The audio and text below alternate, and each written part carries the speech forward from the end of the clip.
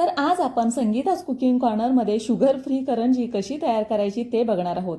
अगदी आतून खुसखुशीत वरून कुरकुरीत अशी ही छान अशी तयार झालेली करंजी कशी बनवायची, मग त्याच्यामध्ये कोणतं साहित्य आपण इथं वापरलेलं आहे.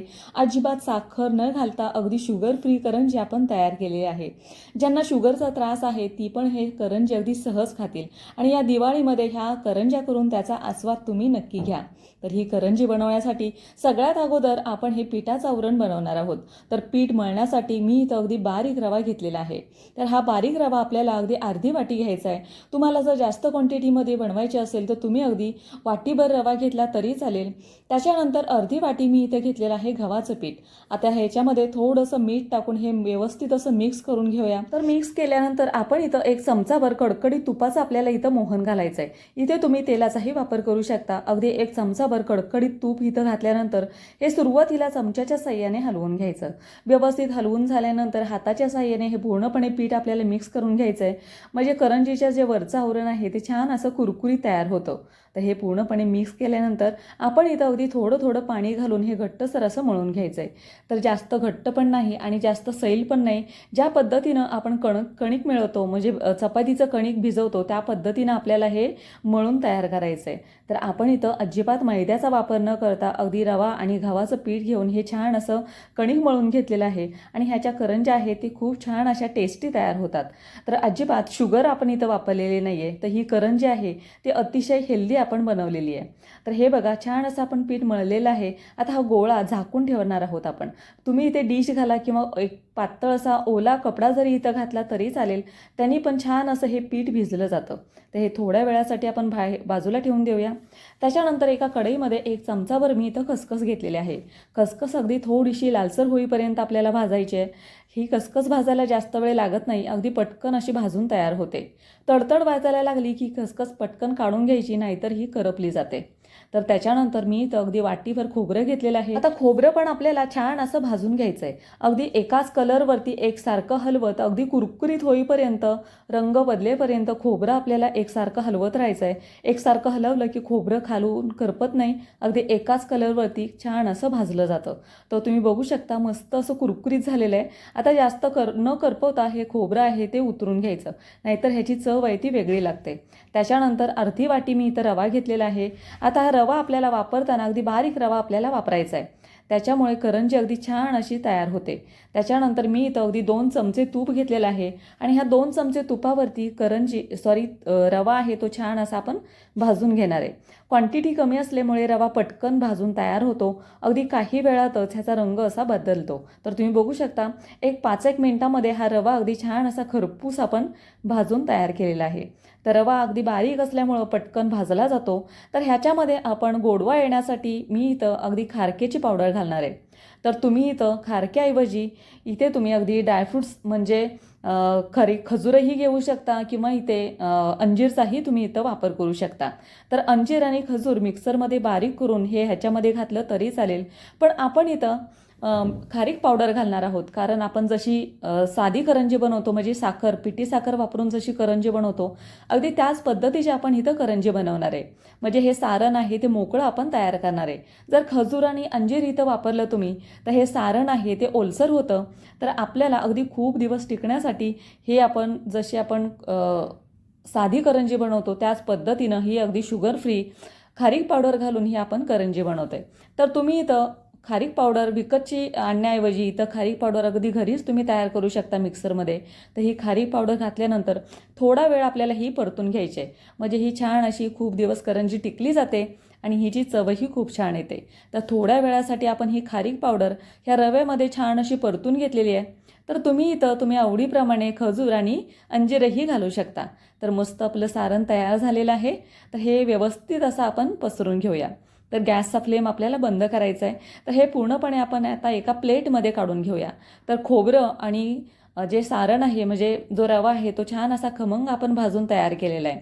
तर हे खोबरं आहे ते आपण आता असं चुरून घेतलं तरी चालेल. तर मी इथं मिक्सरमधून काढलेलं आहे. तर मिक्सरमधून तुम्ही जर खोबरं काढत असाल तर जास्त फिरवायचं नाही. अगदी पल्स मोडवरती थोडंसं चालू बंद करून हे बारीक करून घ्यायचं. जास्त फिरवलं तर ह्याच्यातून तेल निघेल. तर हे बघा इथं मी अगदी 4 ओळे आणि थोडेसे काजू मनुके घातलेले आहेत. त्याच्यानंतर एक चमचाभर खसखस जी भाजून ठेवली होती ती घातलेली आहे. त्याच्यानंतर जायफळ पावडर घातलेली आहे आणि हे सगळं मिश्रण आहे ते व्यवस्थित एकजीव करून घ्यायचं. तर ह्याच्यापासून खूप साऱ्या करंज्या तयार होतात. तर छान असं शुगर फ्री आपलं सारणाचं करंजीचं सारण आपलं तयार झालेलं आहे. तर ह्या पद्धतीनं तुम्ही एकदा सारण तयार करा, करंजी तयार करा आणि ह्या दिवाळीमध्ये शुगर फ्री करंजीचा तुम्ही आस्वाद घ्या. तर आपलं इथं जे पीठ आपण मळून ठेवलं होतं ते पण तयार झालेलं आहे, मस्त असं भिजलेलं आहे आणि हे आता आपण मळायला घेऊया. तर 20 ते 25 मिनटं ही मी छान असं भिजवून दिलं. त्याच्यामुळे काय होतं, जास्त वेळ ठेवलं की रवा अगदी छान असा भिजला जातो आणि हे पीठ आहे ते लवकर असं मिळून येतं. तर तुम्ही बघू शकता मस्त असं भिजलेलं आहे. आता हे छान असं आपण मळून घेऊया.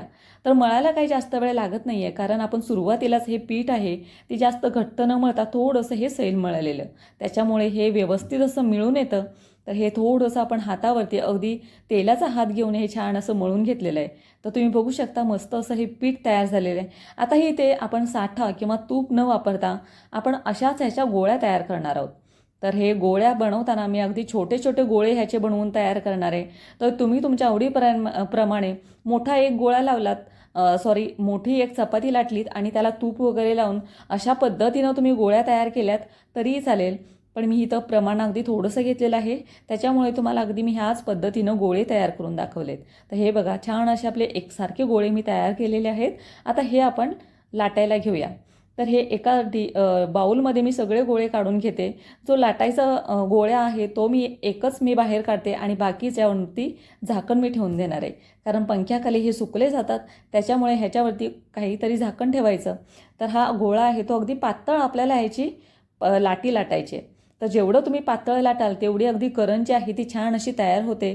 जर तुम्ही ही लाटी आहे ती जाडसर ठेवली तर करंजीचं वरचं आवरण आहे ते कडक होतं, काही दिवसांनी ते खूप कडक लागतं. त्याच्यासाठी ही लाटे आहे ती पातळ आपल्याला लाटून घ्यायची आहे. तर हे बघा मी छान अशी पातळ लाटे लाटून घेतलेली आहे. अगदी ह्याच पद्धतीनं आपण सगळ्या लाट्या आहेत त्या एकसारख्या लाटून तयार करून घेऊया. तर जास्तीची जाड न करता अगदी पातळ लाट्या आपल्याला लाटायच्या आहेत. तर तुम्ही बघू शकता मस्त अशा आपण गोल अशा गरगरीत लाट्या लाटून तयार केलेल्या आहेत. तर आपण आता ही सारण भरण्यासाठी मी इथं साच्याचा वापर करणार आहे. तुम्हाला जर फिरकीनं जर तुम्हाला हे भरता येत असेल करंजी तर तशीही तुम्ही भरू शकता, पण मी इथं अगदी साच्याच्या साह्याने भरून तुम्हाला दाखवते. साचा असला की छान अशा आपल्याला करंजी अगदी हवं तेवढं सारण त्याच्यामध्ये भरता येतं. तर सारण घातल्यानंतर आपण इथं अगदी हिला थोडंसं पाणी लावून घेणार आहे. तर पूर्णपणे सारण आपण व्यवस्थित असं सेट करून घेऊया. हलकंसं थोडंसं पाणी लावायचं म्हणजे करंजी अजिबात फुटत नाही आणि व्यवस्थित चिपकली जाते. तर लाटी अगदी उलट्या साईडून हे छान असं व्यवस्थित प्रेस करून घ्यायचं आहे आणि करंजीला फोल्ड करून व्यवस्थित असं प्रेस करून हे उरलेलं जे पीठ आहे ते आपण काढून घेऊया. तर तुम्ही बघू शकता मस्त अशी सुबक करंजी आपली तयार झालेली आहे. तर छान अशी एकसारख्या करंजी आपल्या सगळ्या तयार ह्याच पद्धतीत होतात. साच्याच्या साह्याने केली की छान अशी एकसारख्या करंजी आपल्या तयार होतात. तर तुम्ही बघू शकता मस्त अशी करंजी झालेली आहे. आता ह्याच पद्धतीनं दुसऱ्या पण आपण करंज्या अगदी अशाच तयार करणार आहे. जर फिरकीच्या साह्याने तुम्ही करायला घेतलं तर त्याला खूप सारा वेळ जातो. तर ह्या साच्याच्या साह्याने अगदी सुबक एकसारख्या करंज्या आपल्या खूप साऱ्या बनवून तयार होतात. तर ह्या बघा मस्त मी दुसरी पण करंजी तुम्हाला करून दाखवलेली आहे. छान अशी एकसारखी जशी पहिली आपण कट केलेली आहे अगदी त्याच पद्धतीनं ही पण छान अशी कट करून झालेली आहे. तर एकसारख्या लाट्या आपल्याला लाटून तयार असतील तर ह्या अशा करंज्या भरायला जास्त वेळ लागत नाही. तर पूर्णपणे हे आपण झाकून ठेवूया म्हणजे पंख्याखाली हे सुकलं जात नाही आणि दुसऱ्या करंज्या होस्तोपर्यंत छान असे हे ओलसर राहतं. तर तुम्ही बघू शकता मस्त आपण असे एकसारख्या करंज्या तयार केलेल्या आहेत. अशा एकसारख्या थोड्याशा प्रमाणात करंज्या तयार करून घ्यायच्या आणि त्या तेलामध्ये तळायला घ्यायच्या. आणि तेलात सोडल्यानंतर ह्याला छान असे थोडे थोडे फोड येतात. तर मस्तपैकी आता आपण तळायला घेऊया. तर तेल आपलं अगदी बऱ्यापैकी गरम झालेलं आहे आणि ह्याच्यामध्ये आपण आता करंजी घालून व्यवस्थित असं तळून घेऊया. तर तेलाचा फ्लेम हा जास्त कडक गरम नाही करायचा. अगदी थोडंसं तेल गरम झालं की ह्याच्यामध्ये आपण करंजी भाजून घेऊया, करंजी तळून घेऊया. तर करंजीचं आवरण आहे ते पातळ असल्यामुळं तेलामध्ये पटकन लालसर होतं. तर अगदी थोड्या वेळाने उलटी पालटी करून ही करंजी आहे ती थोड्या वेळ आपण तेलामध्ये अशीच तळून घेऊया. तर ही करंजी तळायला जास्त वेळ लागत नाही, अगदी काही वेळातच ही छान अशी भाजून तयार होते.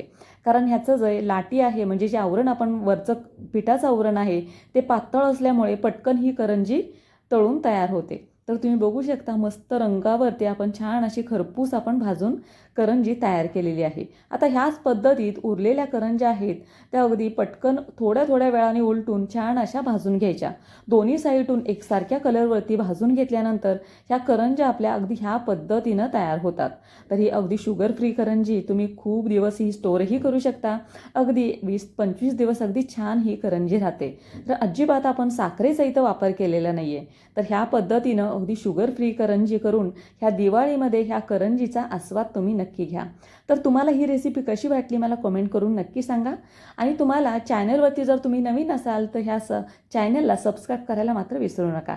चला तर मग पुन्हा भेटूया अशाच एका नवीन रेसिपीबरोबर. तर ही करंजी तुम्ही अगदी अवश्य करा.